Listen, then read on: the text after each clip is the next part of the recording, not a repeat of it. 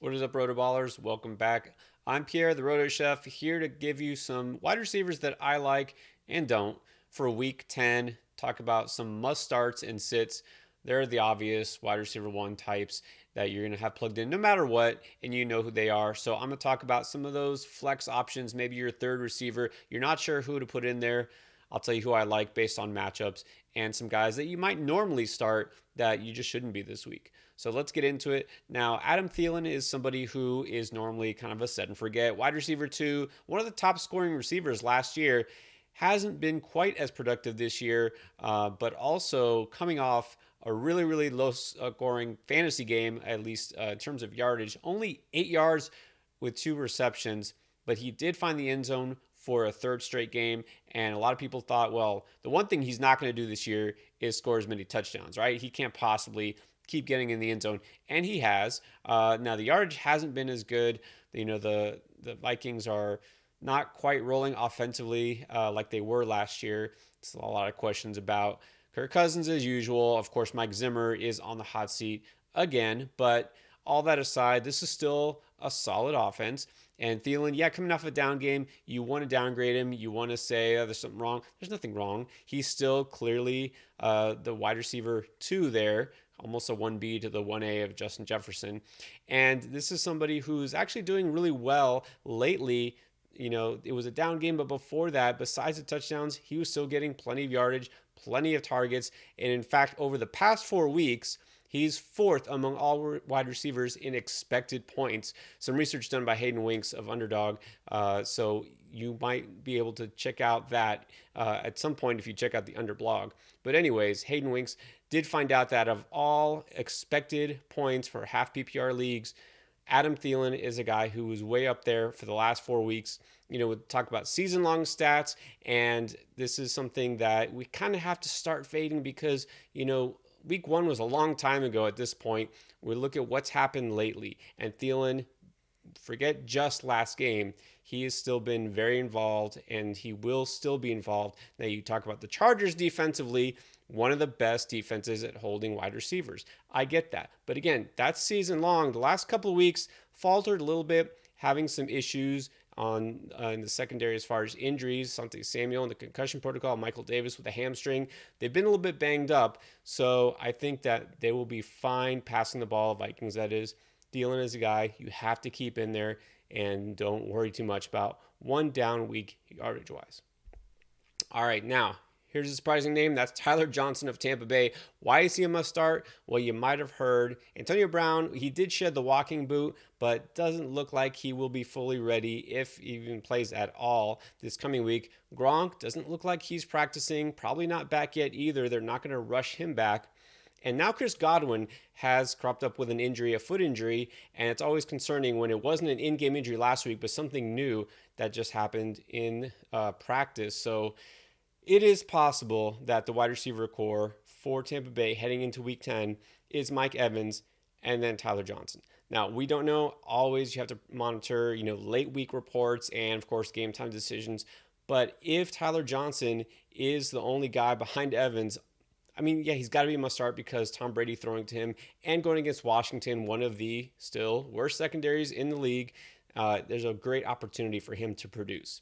Will he produce at the same level as Antonio Brown and Chris Godwin?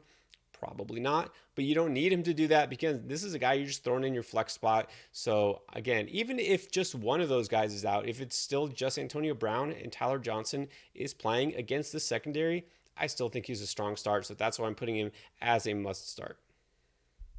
And then my last must start for this week, Russell Gage. Look, this is a guy that I was very high on in the preseason for the obvious reasons. Julio Jones out. Atlanta throws the ball a ton. Well, now Julio Jones and Calvin Ridley out for who knows how long, at the very least the next 2 games. And this is still a team that's throwing it the 8th highest percentage out of all offenses. Kyle Pitts, he's been solid, but again, he's not a wide receiver and he cannot get all of the targets. So who's left? It's kind of a hodgepodge of receivers. You got Olamide Zaccheaus, and you have Tajay Sharp, and then you got Russell Gage. And it seems like every week it's a different receiver who's been going off. Last week, Zaccheaus got 2 touchdowns. The week before, Tajay Sharp led the team in receptions. So where does Gage fit in? Well, look, I was really high on him. As soon as Ridley was out, I thought he's going to be the guy to take over. And then, of course, he went out and did nothing, literally nothing with that game, week 8. Very disappointing. So I said, that's it. I'm not going to get fooled again. And of course, he goes out last week and has 7 catches for 64 yards.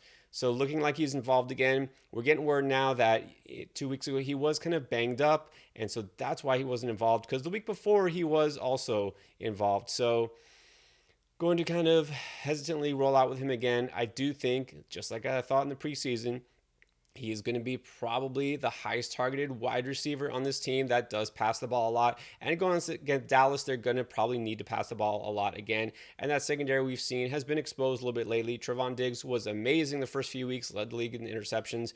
And the last 3 weeks, I believe it is, he's the lowest graded cornerback in the league.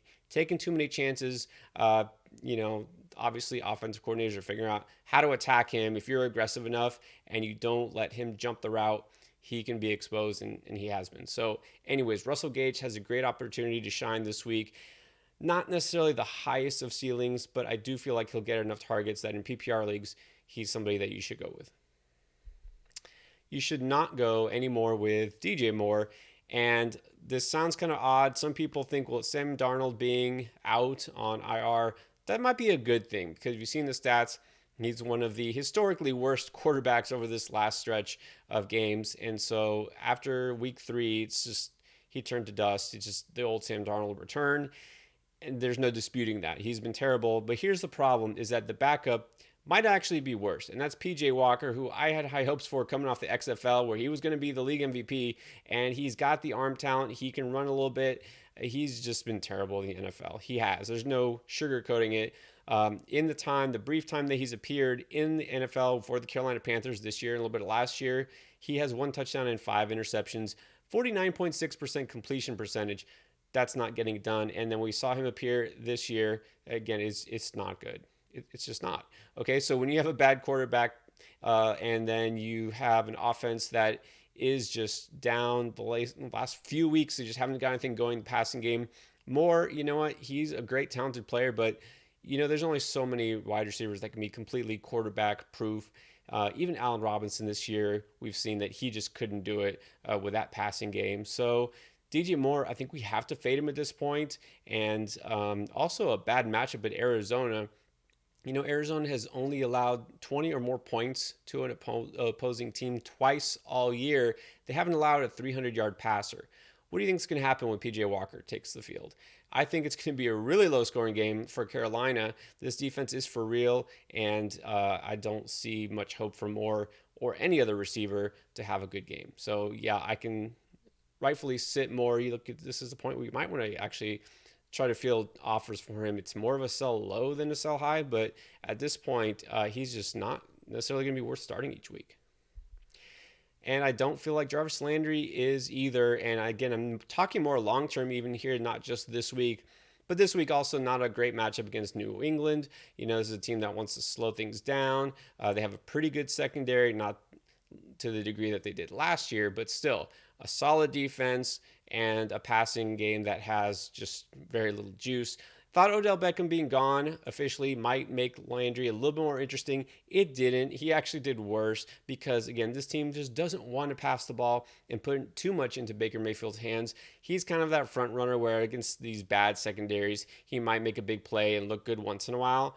But look, it's just, I'm not going to take sides here in the whole thing, but Baker Mayfield, I've always said this, he's not a great quarterback. He's not. He can be a decent game manager and, like I said, and sometimes kind of show off a little bit his skills, but he's not going to support a wide receiver to the point where you can trust him week in, week out. And Landry, he's a talented player. But again, this is a guy who has barely scored throughout his career. He just doesn't get in the end zone often. He hasn't scored at all this season. He has not a single touchdown, and he averages only 4 touchdowns a season for Cleveland. So this is somebody where the upside is just not there. His high this year is 71 yards. You can't look for a 100-yard game. You can't look for a touchdown.